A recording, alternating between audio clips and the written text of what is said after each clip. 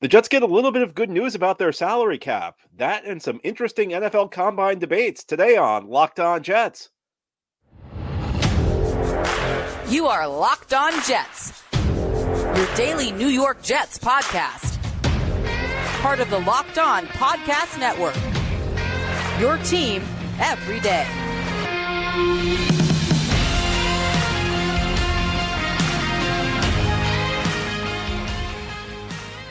Welcome. This is the Locked On Jets podcast, part of the Locked On Podcast Network, your team every day. It's Monday, February 26th, 2024, and I'm your host, John B. from GangGreenNation.com. Thanking you so much for making the show your first listen or first watch every day. Subscribe to the show for free on YouTube or wherever you get your podcasts so you get new episodes as soon as they're posted. If you enjoy the show and are listening on a podcast source, please give it a 5-star review. If you're watching on YouTube, give this episode a big thumbs up. It helps us out, helps other Jets fans find the show. Today's episode is brought to you by FanDuel. Make every moment more. Right now, new customers can get $150 in bonus bets with any winning $5 bet. That's $150 if your bet wins. Visit FanDuel.com/lockedon to get started. Well, today we have some salary cap news to break down. We also have the NFL Combine to get ready for this week in Indianapolis. We're going to talk about all of this. Late last week, some news dropped in the NFL that the salary cap is going to go up by more than the projected amount. In fact, teams will have $10 million more than what was expected in the 2024 season on the salary cap. And let's talk about what that means for the New York Jets, because the New York Jets have been a team that's very tight up against the salary cap through much of the offseason. You've probably heard me cite, if you're an everydayer, that the Jets had an estimated $5 million in salary cap space.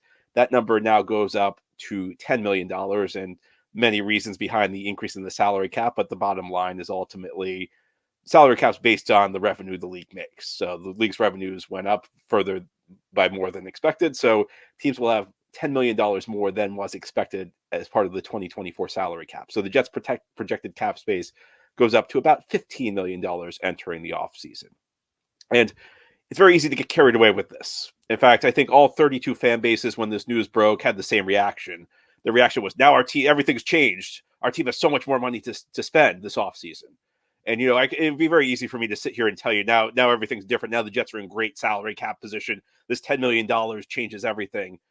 It does not. The Jets' salary cap situation is still not great. But the good news is that they have a little bit more breathing room to work with. Now, here's the thing. You could sit there and say, well, now the Jets' entire offseason is different because of this extra $10 million. Well, a couple of things. First of all, $10 million is not that much more. It's not that much more money. Second is the Jets still need an awful lot.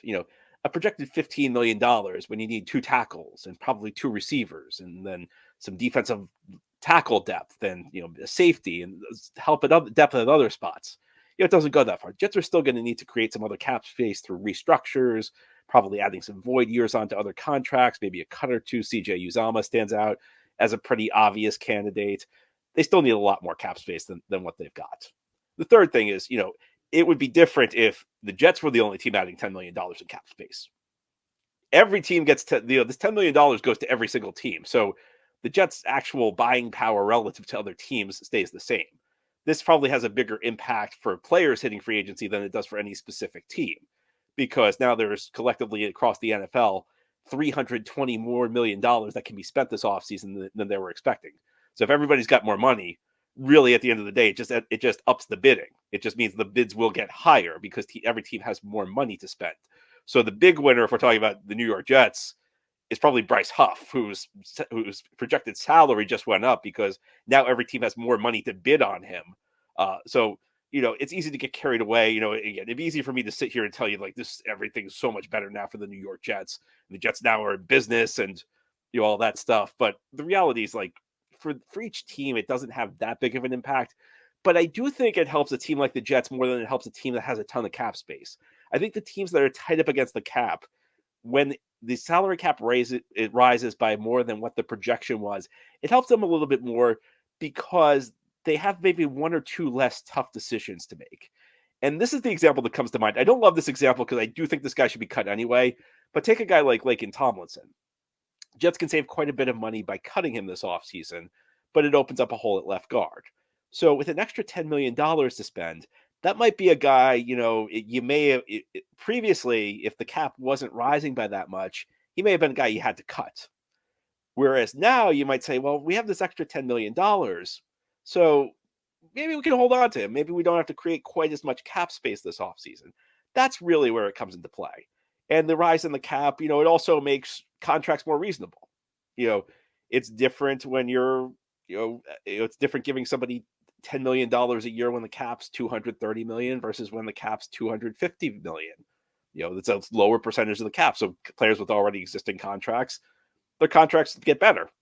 Because, again, that goes back to teams having more money to spend this offseason. The contracts will be bigger offseason than they were in the past.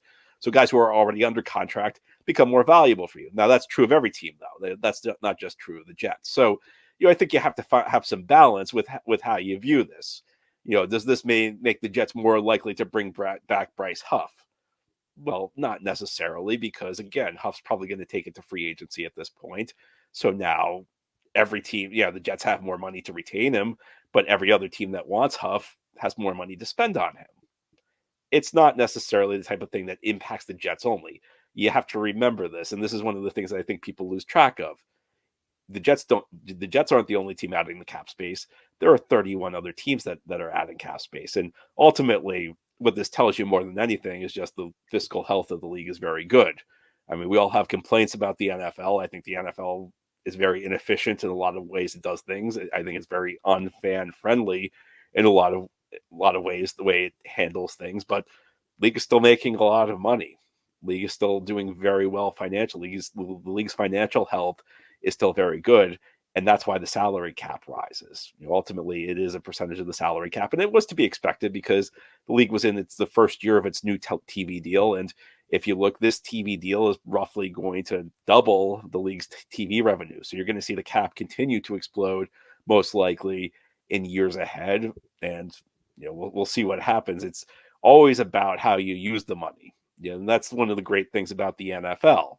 Every team gets equal resources. It's the smart teams that succeed. And, so we know for too long, the Jets, unfortunately, have not been among them. Hopefully that improves this offseason. But I think to the extent teams benefit, I do think there's more marginal gain for a team like the Jets. In a year where a team has a ton of cap space, how much further does an extra $10 million really get you? If you're like the league leader in cap space, an extra $10 million is nice, but at the end of the day, you had all the money you need to operate. Get a team like the Jets, which faced some tough decisions, and it could even be not just cutting players. It could be maybe the Jets have to restructure one less deal now than they thought they'd have to do. Jets have to push a little bit less dead money into the future, and that's a good thing, because this team's, again, its financial situation is not great at the moment. Its cap balance sheet is not great. The Jets have not particularly managed their cap well in the last year or two. So like maybe one or two fewer tough decisions the Jets will have to make because of this cap increase. And that's a good thing. It's a good thing. It's not a game changer. It's not the type of thing that completely turns the cap situation around. Only good cap management can do that. But it is a positive for the New York Jets, and it's a positive for the league in general. And speaking of the league, all attention is going to turn to Indianapolis this week for the NFL Scouting Combine, one of the biggest events of the year. What should we be looking for? Does it really matter? It's the age-old debate among NFL fans. As we continue on this Monday edition of Locked On Jets, I'll give you some thoughts on what to expect and how much the Combine really matters. That's as we continue this Monday episode. Today's episode of Locked On Jets is brought to you by FanDuel. Get your buckets with your first bet on FanDuel, America's #1 sportsbook. Because right now, new customers can get $150 in bonus bets with any winning $5 bet.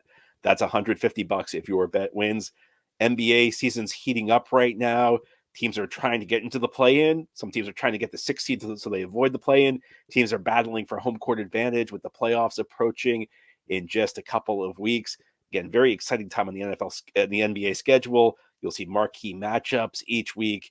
And again, on FanDuel right now, new customers can get $150 in bonus bets with any winning $5 bet. And you can bet on all your favorite NBA players and teams with quick bets, live same-game parlays, exclusive props, and more. Just visit FanDuel.com/lockedon and shoot your shot. Again, it's FanDuel.com/lockedon.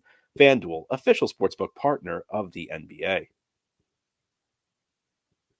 Thank you so much for making Locked On Jets your first listen or first watch every day. A big shout out to you everydayers. This is a daily podcast covering the New York Jets. You should also know that Locked On has launched the first ever national sports 24/7 streaming channel on YouTube, and now it's available on Amazon Fire TV, with the free Fire TV channels app. Locked On Sports Today is here for you 24/7, covering the top sports stories of the day with the local experts of Locked On, plus our national shows covering every league.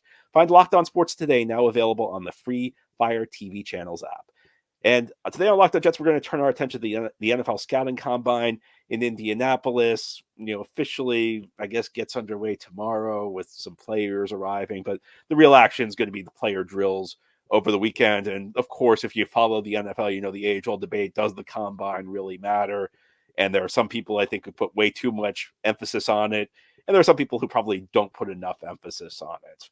And really, the situation is that for most teams, and for almost any team with a brain, most of the evaluation happens based on the game tape. But the combine has its value.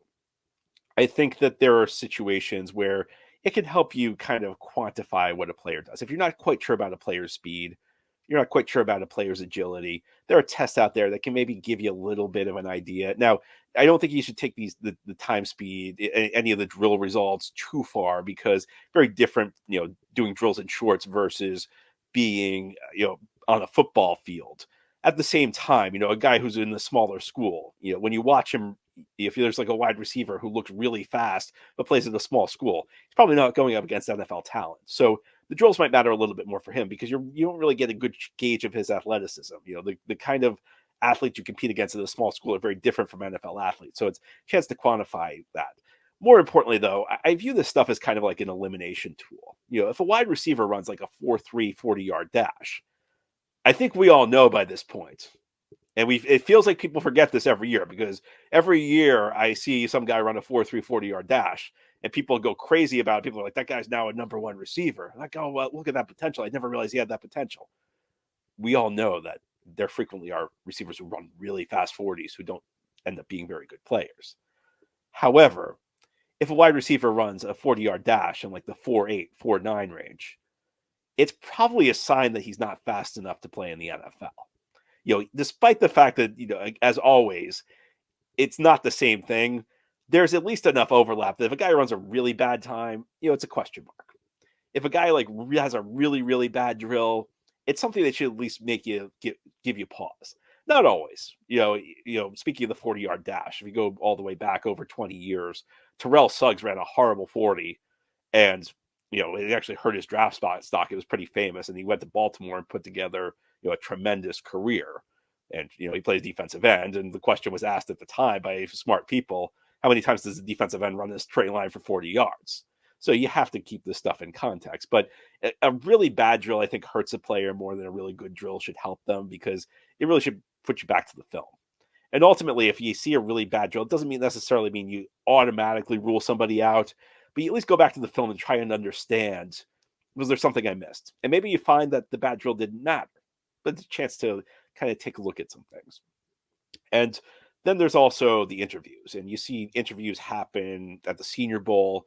You'll also see interviews happen at pro days. You'll see teams bring players in the period right before the NFL draft. These interviews happen. They give the team a chance to get to know players.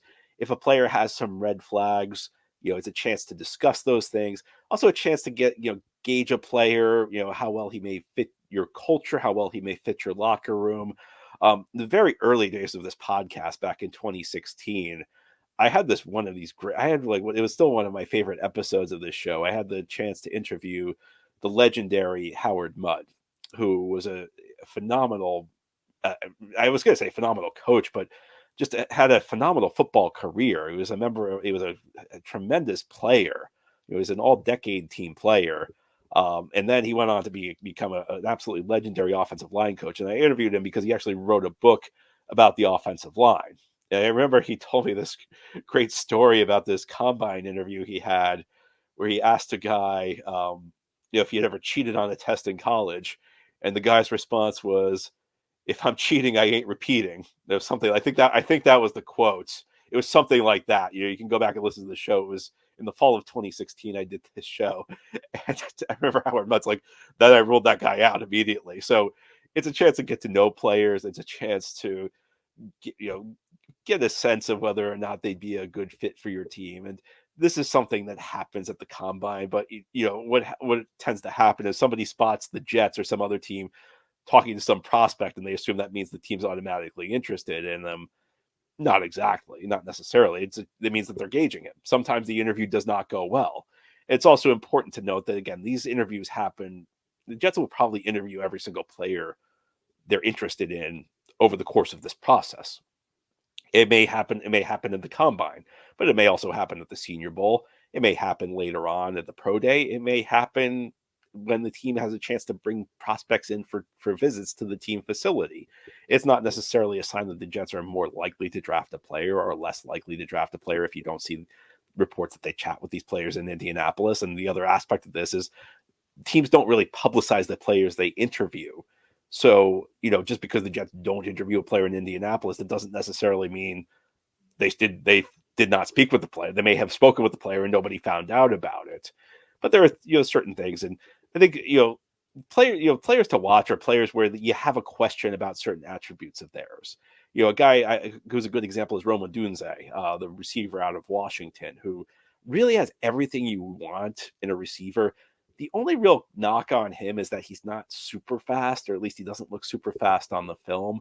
So if he goes out and has a great combine, it's going to help his stock and almost eliminate any chance of him falling to the Jets at 10, which would be disappointing because he's a tremendous prospect. It's a chance for players like that to help themselves in the process. Chance for a player, if you have it really, the combine's kind of about filling in the blanks. It's about answering questions. Another thing that happens is players get medical testing.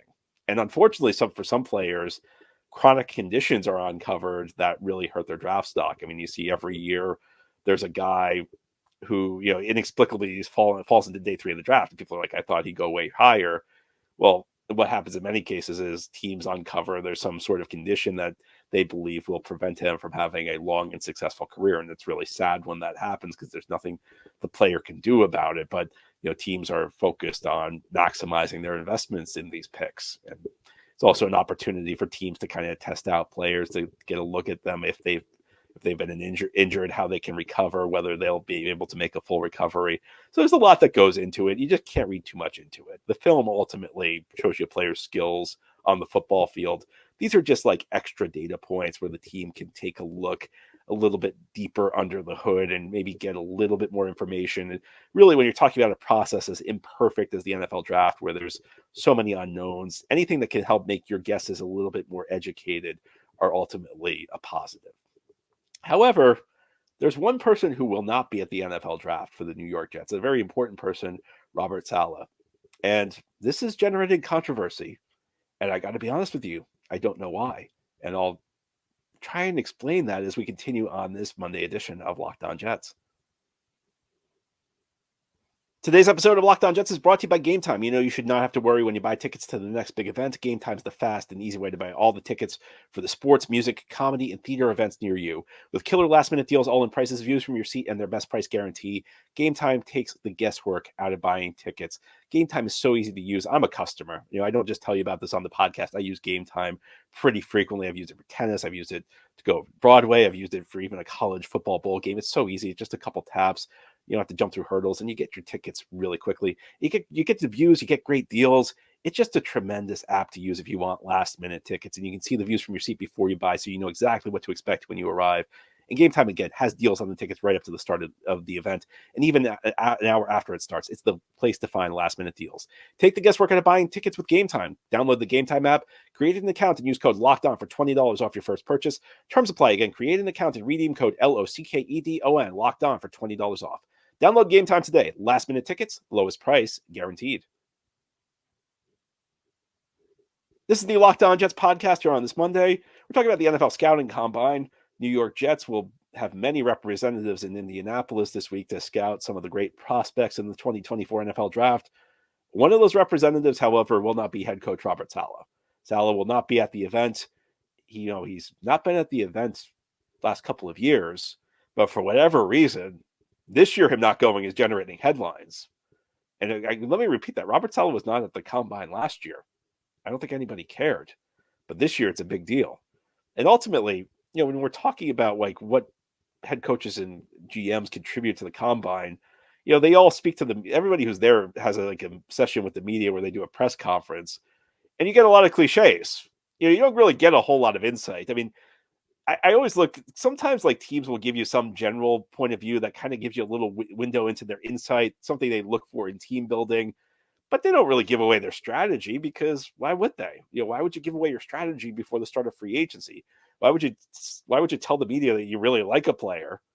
It wouldn't make a lot of sense. So you get a lot of cliches, you get a lot of very generic talking points.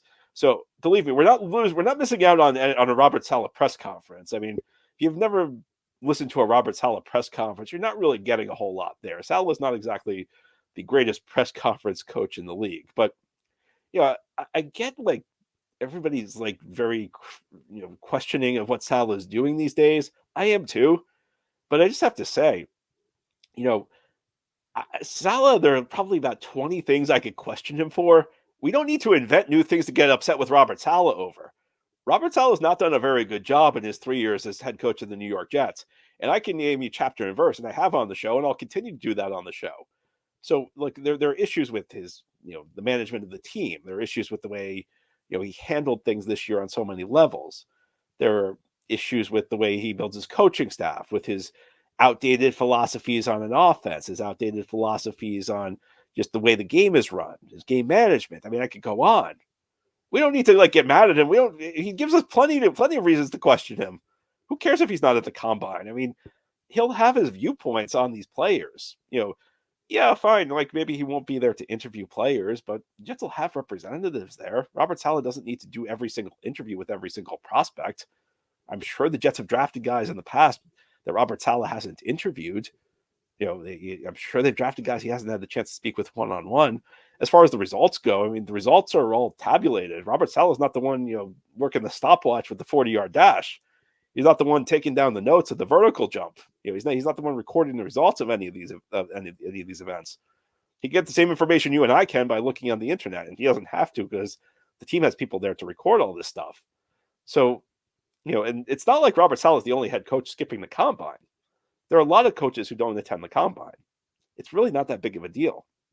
And it just feels like, we need to like be reasonable with our criticisms, I think. I think, it can't be a situation. This is one of the things like I try and do on this podcast. I try and not like tell you everything's great. I try and not tell you everything's terrible. I try and figure sometimes I'm wrong. Like I'm wrong a lot, but like I try and figure out what's good and tell you that's good. I try and figure out what's bad and tell you that's bad. And so there's a lot I can say that I'm critical of Robert Saleh about. I think there's a lot that's worth criticizing him over. But him making a choice that a lot of other NFL head coaches are making to not go, a choice that, I've never heard anybody criticize him for before this year, before he's like on the hot seat, before he's under the microscope. And, he's deservedly so on the hot seat and under the microscope right now because there's a lot to question him about, particularly stuff that came to light in that recent article by The Athletic. But I don't think anybody in the locker room really cares that he's not going to the combine. I don't know that the Jets' choice at the 10th overall pick or the pick in the 3rd round or one of their picks in the 4th round or any other picks later on, the compensatory picks that they're going to get in the 7th round. I'm not sure Robert Saleh's presence at the combine is going to make or break them. And if Robert Saleh went to the NFL scouting combine this year, would I be more confident in his ability as a coach? Would I feel better about the direction of the Jets under his management? Would it be a sign to me that like anything's changed with him? Well, I guess like that would be doing something different, but it's not necessarily a sign that like anything meaningful has changed. It'd be a very, very surface level type of change. Unless it was a sign he was pulling like the George Costanza and doing literally everything different. All right, maybe then, but the things that need to be done differently, they did not begin with him attending the combine. That's not the most important thing Robert Saleh needs to change, because I doubt the 2022 draft class was great because of any choice Robert Saleh made when it came to attending the combine. I doubt the 2020 draft class. Well, he wasn't here in 2020, but I doubt the 2021 draft class. I doubt any of those picks that failed because Robert Saleh's choice of attending the combine.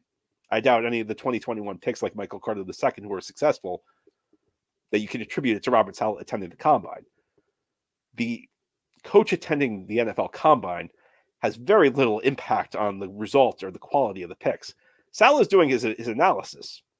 Saleh is looking at the film for the defensive players and telling Joe Douglas what he likes.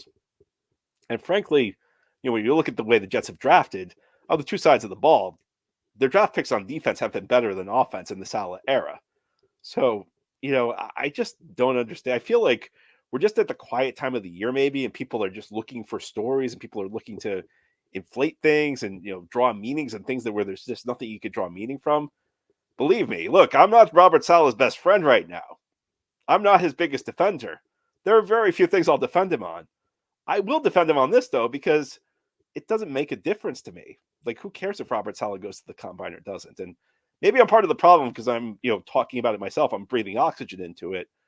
But by breathing oxygen into it, I'm trying to take oxygen out of it because I just don't think it's a big deal. And I think we can focus on other things when it comes to Robert Saleh. But anyway, that's all for today's episode. This has been the Locked On Jets podcast, part of the Locked On Podcast Network. Your team every day is our motto. As always, if you enjoyed the show, hit the subscribe button where you're watching or listening so that you'll never miss an episode. If you enjoy the show and are listening on a podcast source, give it a 5-star review. And if you're watching on YouTube and enjoy the show, give this episode a big thumbs up. Helps us out, helps other Jets fans find the show. Enjoy your Monday, everybody. We'll be back tomorrow to talk more Jets.